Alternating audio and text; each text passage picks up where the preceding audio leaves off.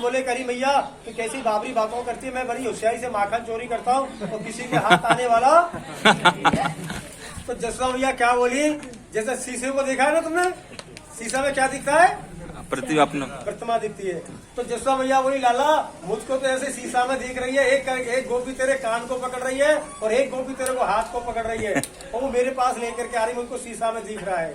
तो जसवा मैया से कन्हैया बोले कि मैया तेरी तो बुद्धि सटा गई है, 60 साल की हो गई है, तू अब जाकर भजन कर, ध्यान कर। तो जसवा मैया बोली कि लाला तू आज मुझसे ऐसा कह रहा हो ना, एक दिन तू पकड़ो जाओ, तू मेरे पास में जब आवे हो ना, चोर बन के आवे हो, तब मुझको मालूम पड़ेगी, या कर ले तू मन की। तो जो गोपी अनेक शिकायत लेकर के आती थी, तो जसवा मैया उस कान सुन देती और उस कान निकाल देती थी।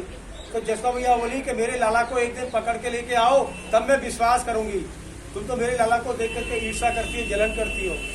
तो सारी गोपियों ने गोकुल गांव चारों तरफ से घेर दिया गया कि नंद का लाला आएगा, आज उसको हम पकड़ के लेके जाएंगे। तो कन्हैया तो अंतर्गामी थे, वो जगत के स्वामी थे। तो वो क्या गए, अपने किले की छत पर चढ़ गए, तो गोकुल गांव का नजारा देख रहे थे। तो सारी गोपियां है ना, वो डंडे ले लेके खड़ी हो गई, लाठी ले लेके खड़ी हो गई कि ये नंद का लाला इधर से आएगा कि इधर से आएगा, इधर से आएगा। तो विशाखा सखी थी ना, वो छत पे अपने कपड़े सुखा रही थी। बोलो गोविंद भगवान की जय। तो गोपी ने उसको देखा, ओहो नंद के लाला आज तो क्या ऊपर से कूदोगे।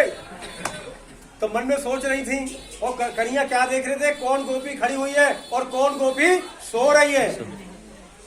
तो सारी गोपी लोग खड़ी हो गई डंडा लेकर के, और गोपियों को नजर इधर था और इधर चारों तरफ नजर थी। तो कन्हैया बोले कि ऐसा मौका बार बार नहीं मिलेगा। तो विशाखा सखी के घर में कृष्ण भगवान और मटकी ऐसी तोड़ी कि एक बूंद नीचे को फैलने दी, सारा मुंह कर लिया कृष्ण भगवान ने, डायरेक्ट अंदर जा रहा था।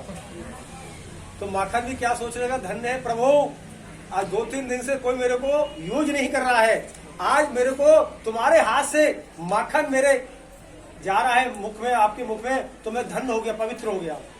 तो माखन एकदम जा रहा था नीचे अंदर, और गोपी उतर के आई, बोली अरे गोपियां यहाँ क्या मेला कर रही हो, तमाशा कर रही हो, कि आज तो हम नंद के लाला का इंतजार कर रहे हैं। तो गोपी बोली कि तुम लोग इंतजार करती है याद, और ये नंद का लाला माखन खा करके जाने वाला है। बोलो गोविंद भगवान की जय। तो गोपी लोग कोई सो रही थी तो खड़ी हो गई, सावधान हो गई, ये कैसा समाचार आया आज हम कन्हैया को पकड़े। वो कन्हैया माखन की चोरी करने चला गया। तो मैंने किधर गया कि जाओ विशाखा सखी के घर में कृष्ण भगवान माखन खाता मिलेगा।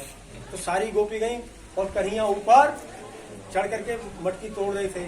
तो गोपी बोली आ जाओ बाबूजी, हाई कोर्ट सुप्रीम कोर्ट आपका इंतजार कर रहा है। बोलो गोविंद भगवान की जय। तो कन्हैया बोले अरे बसुड़ी अरे दायरी को तुम कहाँ छुप रही थी। कन्हैया से बोली आ जाओ गोपी, आज तुमको हाथ में पकड़ करके हाई कोर्ट सुप्रीम कोर्ट साबुत पेश किया जाएगा, तब हमारी सुनवाई होगी, वैसे सुनवाई नहीं होगी। तो कन्हैया बोले मन में सोच रहे थे आज तो हमारी पिटाई भी होगी और डांट भी पड़ेगी, और लग गया मौका तो जसवा मैया मेरे को बांध भी देंगी। तो भगवान को पकड़ लिया और गोपियों को 100-200 गोपी खड़ी हो गई और कन्हैया को लेकर के जानी टोली बन करके, और गोपियों के साड़ी से मुंह ढका हुआ था और गोपी कन्हैया को लेकर के जा रही हैं। एक गोपी बोली अरे ऐसे ही मुलायम कन्हैया को और सुंदर या कन्हैया को कहाँ लेके जा रही हो, कि आज हमारे घर में मटकी तोड़ दी इसके लिए अरे छोड़ दो जाए, ये तो नंदू को लाला है, हमारा ब्रिज को रखवा लो है, क्या वाली तेरे घर को होगा रखवा लो, हमारा तो ये चोरी करके जावे, आज तो हम जाए हाई कोर्ट सुप्रीम को पेश करेंगे और जाए बंद मांगे जाए, जब माने को करी गोपी छोड़ दो, मेरी बात मान लो ना, तेरे घर में चोरी करते तो मालूम पड़ती हमारे घर में कितनी मटकी तोड़ रही है। और कभी कभी बच्चों को छोड़ देता है और गाय बच्चे दूध पी जाती है, तो हमारी सास हमारे कान को पकड़ती है और हमको मार भी लगाती है। तो गोपी बोली कि अच्छा तुम कर लो मन की। तो कन्हैया क्या ध्यान कर रहे थे कि मेरे को कोई बचाने वाले प्रकट हो जाओ। तो रास्ते में कन्हैया जा रहे थे तो उनके जो बच्चे थे ना, वो क्या कर रहे थे, खेल खेल रहे थे।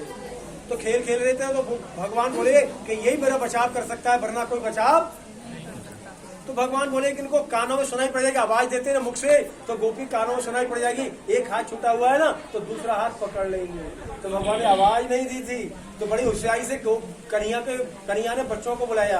तो बच्चे ने बच्चों को क्या किया, ऐसे करके बुलाया। तो बच्चे क्या सोचे कि वो कन्हैया नंद के लाला, और दिन तो अकेला अकेला लाला जाता था माखन खाने के लिए, आज तो हमको भी लेके आ जाए। तो वो बच्चे थे ना, वो दौड़े दौड़े आ गए। तो बोले कन्हैया किस लिए बुलाया हमको, कि बताओ, मैं भी कस्टडी में पड़ा हूँ, तुम भी कस्टडी पड़ जाओगे। शोर मत मचाओ। तो कन्हैया बोले, अरे भैया ये हाथ छोड़ दो, ये मेरा हाथ दुख रहा है, ये दूसरा हाथ पकड़ लो। उनके बेटे का हाथ कन्हैया ने पकड़ा दिया। बोलो गोविंद भगवान की जय। तो गोपी कन्हैया, छोटे से कन्हैया थे, धीरे लुढ़कते हुए पड़ते हुए बाहर निकल गए। वो कहाँ पहुंच गए? घर में जाकर के। तो बोले, अरे भैया मेरे को माखन तो दे दे। तो जिसका भैया बोली, तू कहाँ चला गया सुबह से? बलराम सुदाम दाम बसदाम तेरा इंतजार कर रहे हैं। तो अरे भैया मेरे को 4 बजे कहाँ भेजी थी? गाय चराने के लिए। तो मथुरा से आगे की तरफ जाए, गोवर्धन की तरफ में, इसलिए वापस होने में मैं लेट हो गया। तो जा, बलराम सुदाम तेरा इंतजार कर रहे हैं। तो कन्हैया हुआ माखन खा रहे थे। बलराम सुदाम, मिल बांट के खाओ और बैकुंठ को जाओ। तो कन्हैया माखन खा रहे थे। वो जो ग्रुप छोड़ा था ना पीछे, वो सब अंदर आ गया। क्या बोले, ये जसोदा मैया तू रानी बनी बैठी है, महलों में राज कर रही है,